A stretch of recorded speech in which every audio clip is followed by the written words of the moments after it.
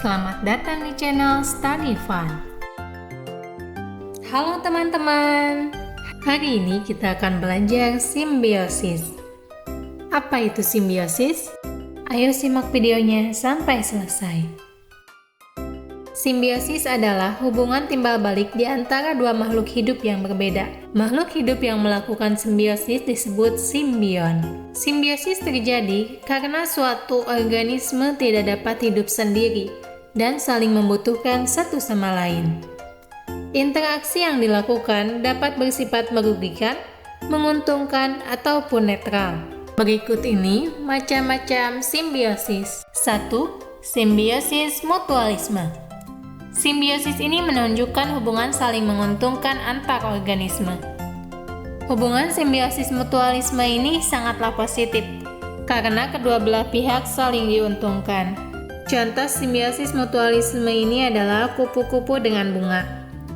Kupu-kupu dapat mengisap nektar bunga, sementara bunga mendapat bantuan penyerbukan dari kupu-kupu. Contoh yang kedua yaitu manusia dengan bakteri. Keberadaan bakteri E. coli membantu mengurangi pertumbuhan bakteri jahat dan mempercepat proses pembusukan di usus besar. Adapun keuntungan yang diperoleh E. coli yaitu mendapat makanan dari sisa pembuangan di usus besar ke dalam tubuh manusia. 2. Simbiosis komensalisme. Simbiosis ini menunjukkan hubungan dua makhluk hidup yang menguntungkan salah satunya.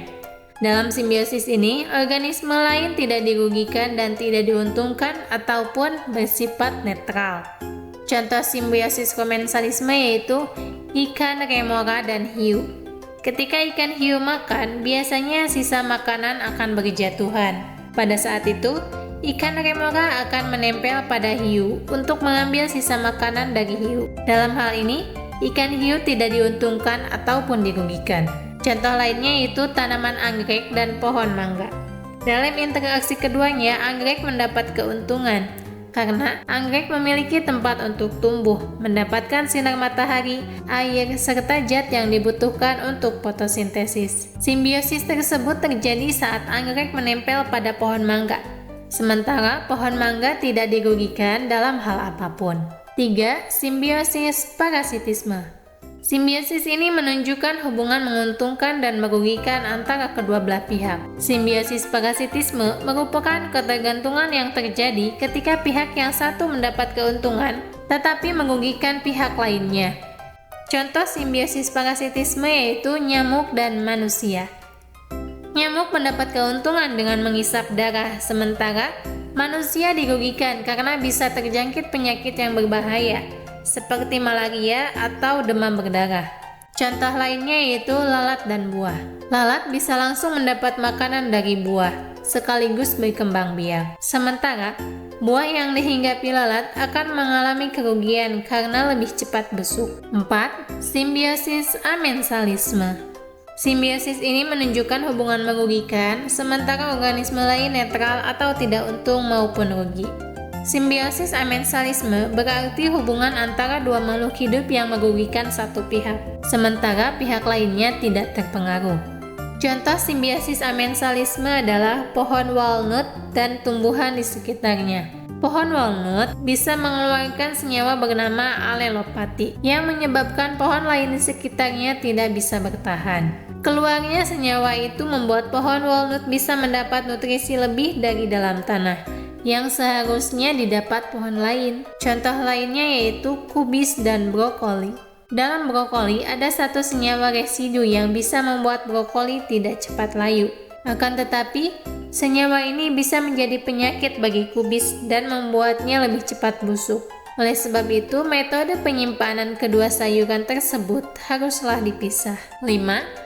Simbiosis netralisme. Simbiosis ini yaitu hubungan tidak menguntungkan ataupun merugikan organisme yang terlibat. Kedua belah pihak tidak akan mendapat pengaruh apapun, baik keuntungan atau kerugian. Contohnya kambing dan ayam. Keduanya tidak memengaruhi satu sama lain karena jenis makanannya berbeda. Kemudian, katak dan ikan.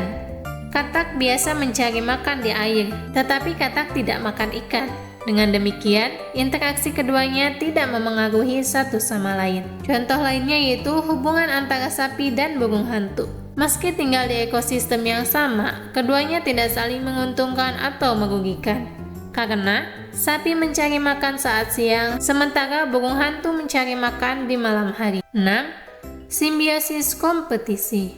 Simbiosis ini menunjukkan hubungan saling memperebutkan sumber daya yang jumlahnya terbatas di alam. Biasanya organisme yang lebih kuat yang akan memenangkan sumber daya alam. Sementara organisme yang lebih lemah terpaksa mencari sumber daya lain dengan bermigrasi. Contoh simbiosis kompetisi adalah serigala dan beruang. Mereka bersaing untuk mendapatkan mangsa yang sama di habitatnya. Kemudian, contoh lainnya yaitu persaingan tumbuhan di hutan untuk mendapat sinar matahari dan air. Tumbuhan berakar besar dan kuat akan mendapat air lebih banyak, dan sebaliknya, tumbuhan yang kecil akan mendapatkan air lebih sedikit.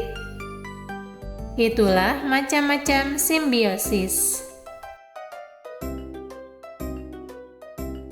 Dengan adanya bentuk aktivitas simbiosis antar makhluk hidup, hal tersebut dapat memberi manfaat kepada manusia, yaitu untuk meningkatkan produksi pangan yang dikonsumsi oleh manusia.